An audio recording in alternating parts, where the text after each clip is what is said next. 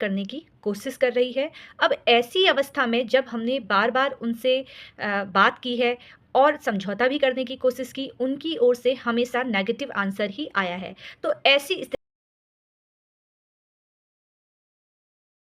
स्थिति में हमें अब क्या करना चाहिए? हो सकता है ये प्रश्न आपका भी हो, तो इसलिए इस वीडियो को आपको अंत तक देखना है।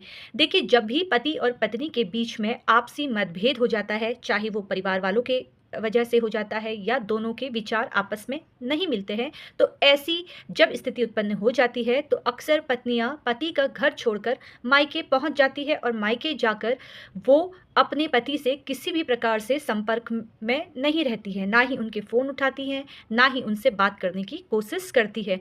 उनको लगता है कि पति उनके पास आएँ, उन्हें मनाने की कोशिश करें और उनके द्वारा जो भी आरोप लगाए जा रहे हैं आप पर, वो एक लिखित रूप पर दे कि आइंदा ऐसा काम वो नहीं करेंगे। लेकिन अगर पति ने कोई इस तरह से काम किया नहीं है, तो आखिर वो लिख कर क्यों दे कि वो पत्नी को मारता है, पीटता है या गाली-गलौज करता है। अब पति को समझ में आता नहीं है कि उसको क्या करना चाहिए। क्या पत्नी के हर झूठे आरोप को वो मान ले और अपने गृहस्थ आश्रम की शुरुआत करे, या फिर वो ऐसी पत्नी को तुरंत तलाक दे दे। घरवालों की ओर से और कहीं न कहीं उसके मन में भी ये प्रश्न उठता है कि मुझे क्या करना चाहिए अगर मैं घर वापसी इसको लेके आता हूँ, क्योंकि पत्नी के द्वारा बहुत सारे झूठे आरोप लगा दिए गए हैं। अब ऐसी अवस्था में अगर पत्नी पुनः घर आने के बाद फिर आप पर आरोप लगाएगी, तो कैसे हमारा गृहस्थ आश्रम चलेगा? तो वहाँ पर लोगों के द्वारा और उसकी स्वयं की इच्छा होती है कि पत्नी को अब मैं तलाक दे देता हूँ। अब ऐसी अवस्था में जब पति पत्नी से तलाक लेने की सोचता है, तो वो किस तरह से आगे की प्रक्रिया कर सकता है, आज इस वीडियो के माध्यम से आपको मैं यही जानकारी देने वाली हूँ। इसलिए इस वीडियो को आपको अंत तक देखना है और अभी तक मेरा यूट्यूब चैनल, मेरा इंस्टाग्राम आईडी आपने लाइक नहीं की है, सब्सक्राइब नहीं किया है, तो आपसे निवेदन करूँगी कि आपको ऐसी ही छोटी-छोटी कानूनी जानकारियाँ मेरे यूट्यूब चैनल और मेरे इंस्टाग्राम आईडी पर मिलेगी। और ध्यान रखिए कि यूट्यूब में आपको बेल आइकन दबाना नहीं भूलना है।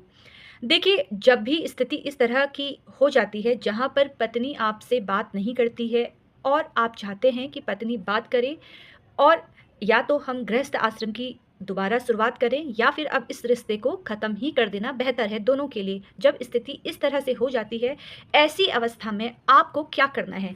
देखिए, अगर आपके द्वारा मन बना लिया गया है कि आप अपनी पत्नी को तलाक देना चाहते हैं, या पत्नी ने मन बना लिया है कि वो पति को तलाक देना चाहती है, तो ऐसी स्थिति में सबसे पहले आपको एक वकील साहब से मिलना चाहिए।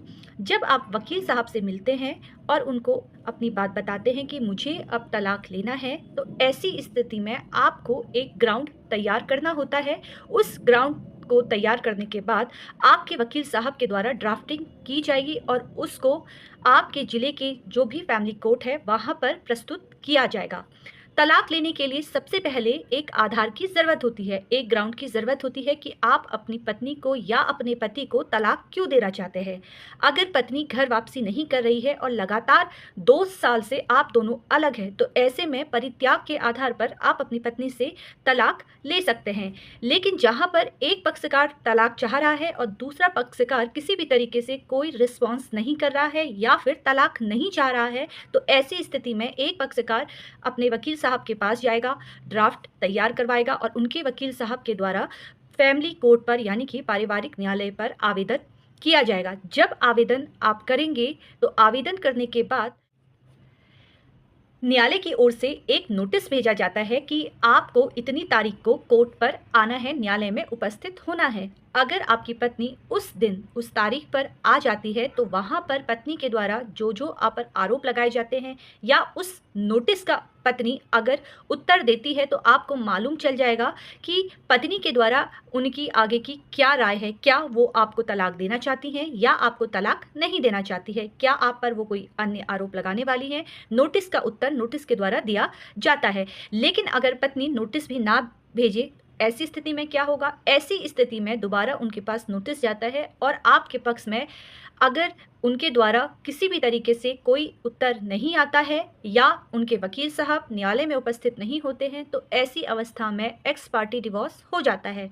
पर ध्यान रखिए कि एक्स पार्टी डिवोर्स जब भी होता है, तो आपको एक बात याद रखनी है कि अगर आपके पक्ष में फैसला आ जाता है और आपको एक्स पार्टी डिवोर्स मिल जाता है, तो ऐसी अवस्था में अगर पत्नी के द्वारा 30 दिन के अंदर अपील की जाती है, तो ऐसी अवस्था में वो आदेश निरस्त भी हो सकता है। पत्नी को कारण बताना पड़ेगा कि उसको नोटिस नहीं मिला या किसी भी बात की उसको कोई जानकारी नहीं थी। इसका कारण पत्नी या पति को बताना पड़ेगा कि उनको इतनी देर क्यों हो गई। अगर अपील नहीं होती है, तो मैं आपको एक्स पार्टी डिवोर्स मिल जाता है।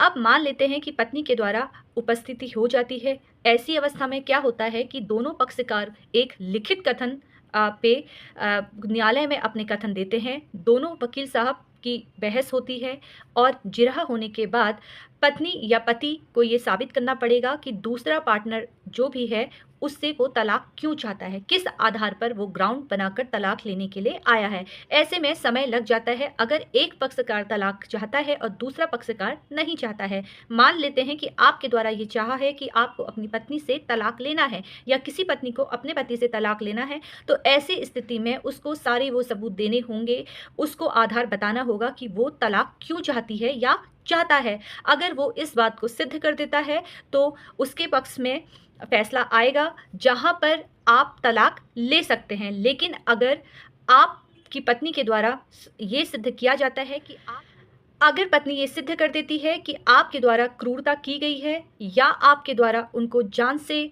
मारने की कोशिश की है, तो ऐसी अवस्था में आपको सजा भी मिल सकती है। इसलिए ध्यान रखिए कि न्यायालय में जब भी आप उपस्थित हों या तलाक जैसी प्रक्रिया से गुजरें, तो उस समय आपके पास सफिशिएंट एविडेंस होनी चाहिए जिससे आप अपनी बातें सिद्ध कर सके। लोगों के बहकावे में आकर या फैमिली के अन्य मेंबर के आधार पर मैं बात करूं या फिर दोस्तों के कहने पर आकर न्यायालय एकदम ना आए, तुरंत ना आए। एक बार आपको पहले समझौता करने की कोशिश करनी चाहिए। अगर किसी कारणवश समझौता नहीं किया जा रहा है और स्थिति इस कदर खराब है कि अब आप दोनों का साथ रहना नामुमकिन है, तो ऐसी स्थिति में ही आपको न्यायालय का सहारा लेना चाहिए और तलाक जैसी प्रक्रिया से गुजरनी चाहिए।